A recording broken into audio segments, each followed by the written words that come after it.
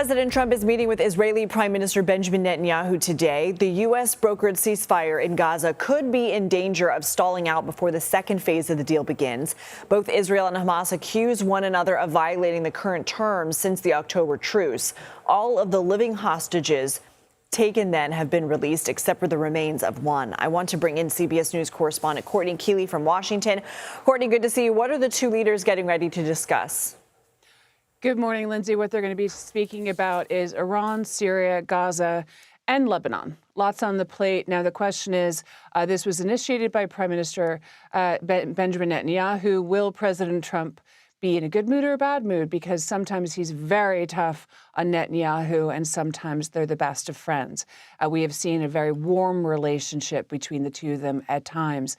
But right now, it's really they're trying to really get the phase one into phase two into Gaza, and they have no international stabilization forces, countries that have agreed to sign on yet. The U.S. might be interested in having President Erdogan and Turkish forces be part of that. Israel is against that. That's one thing. The other issue is Syria and Netanyahu's continued military interventions in Syria, in the territory there, and that has not been making President Trump very happy, especially given his relationship with the new government in Syria. And Lebanon, Hezbollah, disarming has not happened. It's supposed to happen at the end of the year. So lots to talk about.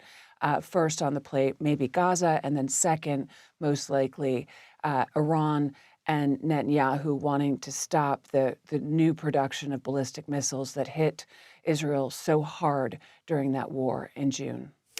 I also want to ask you about what's going on between Russia and Ukraine. Peace deal talks happened in Florida yesterday. President Trump insists they're closer than ever before to a peace deal. But what are the complexities that still need to be worked out?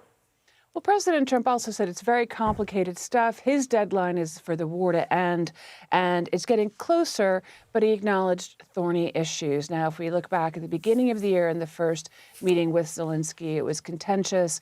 It was a pretty tough meeting with the cabinet and President Trump in the Oval Office. Now we're seeing that these talks continue. And I think that analysts are saying that that's the most important part. Still on the table, the 20-point peace plan, whether Ukraine, how do they deal with the Donbass region? How do they deal with the Zaporizhzhia nuclear plant, which is now in Russian hands, but they say it's Ukrainian territory. Donbass is eastern Ukraine. Ukrainians are not interested in ceding territory, and Russia has about 1/5 of Ukrainian territory. We also saw those strikes in Kyiv over the weekend. So talks continue. President Trump had spoken to Mr. Putin, and now he met with Zelensky. So diplomatically, they're still talking. We do appreciate you, Courtney Kealy. Thank you.